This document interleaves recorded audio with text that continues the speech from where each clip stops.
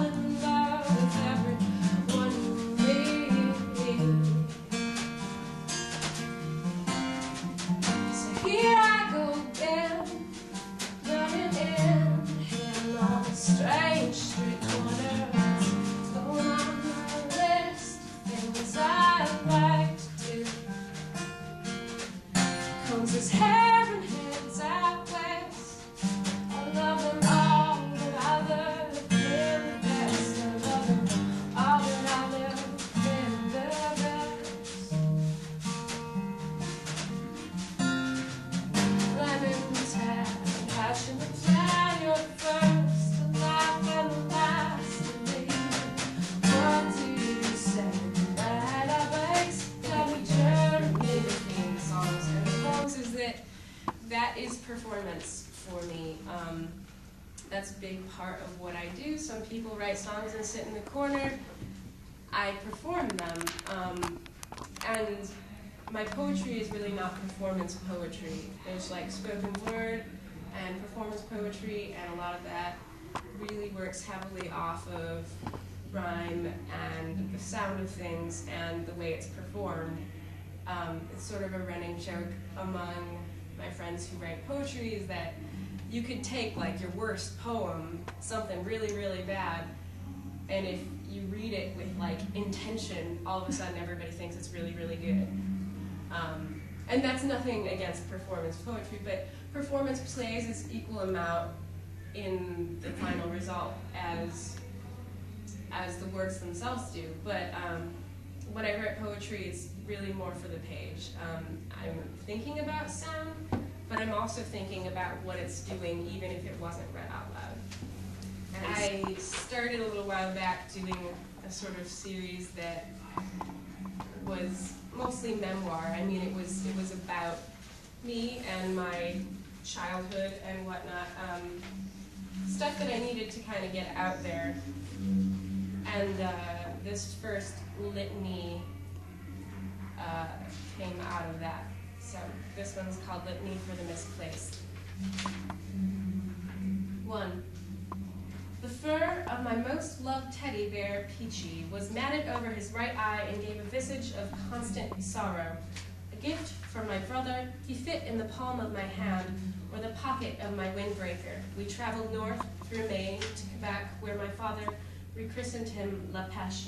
Years later, when he disappeared, we looked under beds, behind dressers, but I know he went back to the Atlantic coast, now smelling of fish and salt instead of peaches, mon petit pêcheur on the rock, where I once cried over the vastness of the ocean.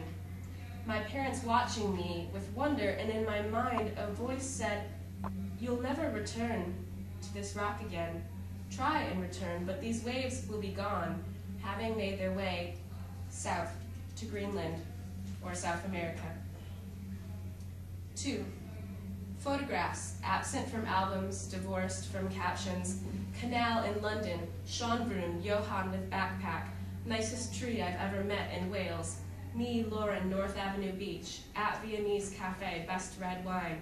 Trying to sleep on plane home. 3. I had a box of dress-up clothes once.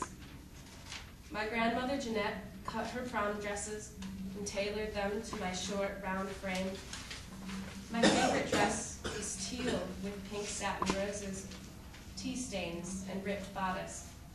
It smelled of mothballs, taffeta crinkling in my hands, tulle scratching against my legs, and sounding like waves.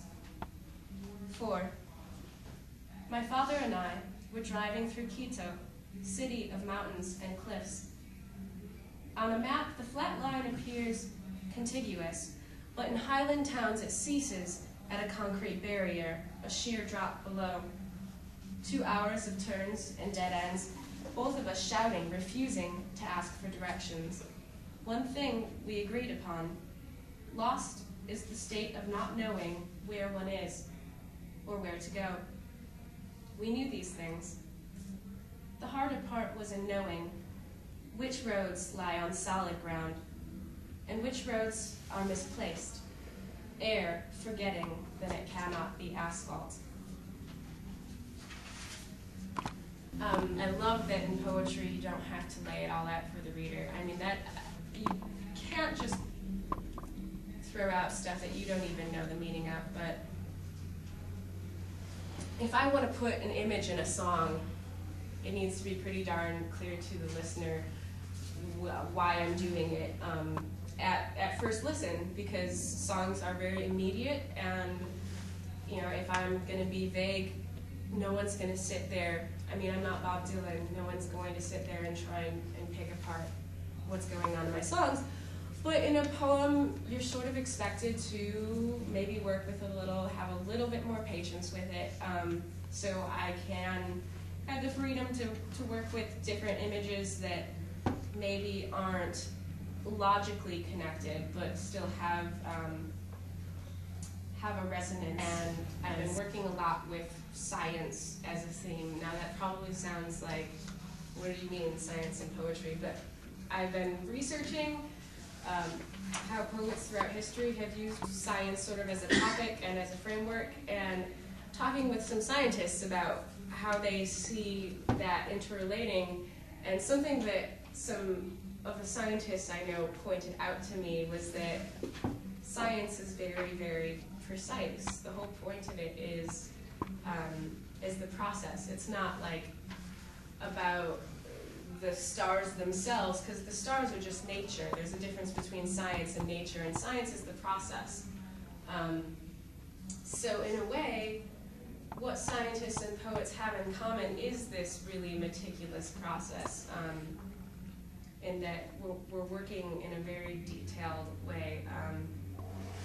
Obviously one's an art form and one is not, but there's a lot that they do have in common.